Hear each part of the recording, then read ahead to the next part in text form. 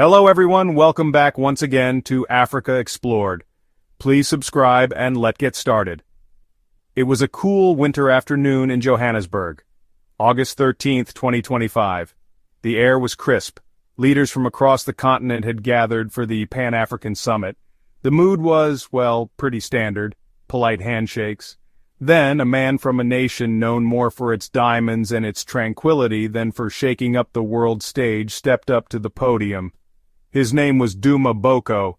He is the president of Botswana. Nobody expected what was about to happen. He stood there, a figure of calm intensity. He looked out at the assembled delegates, the cameras, and by extension, the world. But from the moment he opened his mouth, a hush fell over the hall. President Boko's first major point was a thunderous call for African unity. This isn't a new idea, of course, but Boko's delivery made it feel brand new.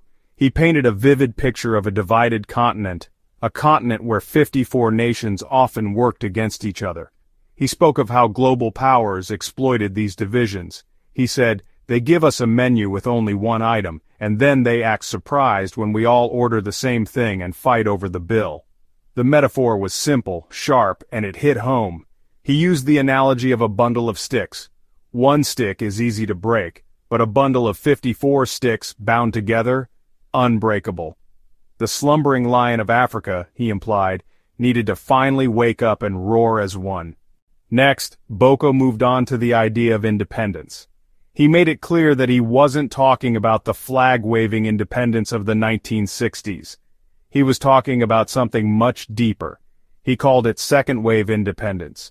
This is the fight for economic freedom. He spoke directly about the resource curse. "Our soil is rich," he declared, his voice ringing with emotion, "but our people remain poor."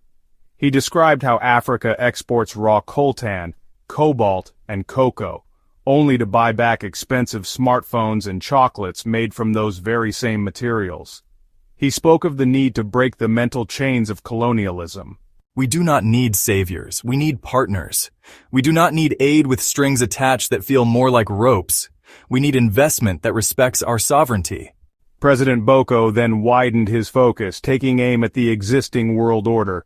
He didn't mince words. He called the current global system a relic of a bygone era. He pointed out that institutions like the United Nations Security Council and the World Bank were created in 1945. He asked a very simple, very powerful question. How can a system designed without Africa's voice ever truly serve Africa's interests? He stated that the world of 2025 is not the world of 1945. Africa is no longer a collection of colonies. It is a continent of 1.5 billion people.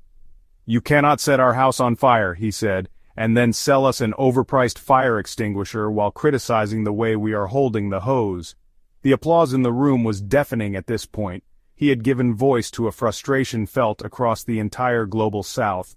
Perhaps the most quoted line from the entire speech was Boko's powerful ultimatum, "Respect us or expect us." This single phrase honestly captured the entire spirit of his address. It was a warning. It was a promise. It was the declaration of a new African doctrine. The world had a choice. Treat Africa as an equal partner, or prepare for a new assertive and unified continent that would demand its place. He elaborated on what "expect us" meant. It meant an Africa that would no longer accept one-sided trade deals. He talked about the continent's vibrant tech hubs, its booming film industry, and its innovative artists. "We are not a country of war, famine, and poverty," he asserted. "We are a continent of 1 billion stories, 1 billion dreams, and 1 billion entrepreneurs." Before President Boko had even finished speaking, the world was already reacting. The speech didn't just go viral, it exploded across the internet like a digital wildfire. On platforms like X, TikTok, and Instagram, clips of his most powerful lines were being shared millions of times per hour. The hashtag #BokoSpeech and #AfricaRising trended #1 in over 80 countries, not just in Africa but across Europe, Asia, and the Americas. Young people in particular seemed to connect deeply with his message of defiance and hope. It was a political speech that felt more like a cultural phenomenon. Social media was flooded with user-generated content. People created memes, short video edits with dramatic music and art inspired by his words. The line "respect us or expect us" was plastered on digital posters and quoted in countless languages. The traditional media was initially caught off guard. News outlets that usually pay little attention to African summits were scrambling to catch up. The story was too big to ignore. It was leading bulletins on CNN, the BBC, and Al Jazeera. Major newspapers like the New York Times, The Guardian, and Le Monde ran front-page articles. The headlines were dramatic: "The speech that shook the world, Africa's roar, and Boko draws a line in the sand." For the first time in a long time, a speech by an African leader was the most important political story on the planet. The analysis from pundits and commentators was varied and intense. Some praised Boko as a visionary, a leader for a new generation. However, not all reactions were positive. Some commentators in Western capitals were deeply critical. They labeled his speech as confrontational, populist, and even dangerous. In the days and weeks following the speech, the world began to feel the ripple effect. It was more than just talk and hashtags. There were tangible shifts in the diplomatic landscape. The African Union announced an emergency session to discuss the proposals he had made. A spokesperson for the Chinese Foreign Ministry noted the speech with great interest and spoke of a shared desire for a more just world order. Meanwhile, statements from the U.S. State Department and the European Commission were more measured, but the tone was noticeably less condescending. The economic implications also began to surface. Analysts noted a slight dip in the stocks of mining companies with heavy reliance on African resources, alongside a surge of interest in African-led tech startups. The tectonic plates of global power had begun to creak. So, what happens now? Was Duma Boko's speech the start of a new dawn for Africa, or was it just a beautiful dream, a fleeting moment of inspiration? The truth is, the road ahead will be incredibly difficult.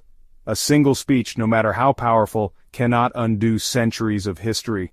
However, there is reason for cautious optimism. The youth of Africa, connected, educated, and ambitious, are less bound by the old divisions. They see themselves as Africans first. Duma Boko has thrown a stone into the placid waters of global diplomacy, and the ripples are still spreading. Whether this moment becomes a footnote in history or the opening chapter of a new African century depends on what happens next. The world is watching, and for the first time in a long time, it is listening.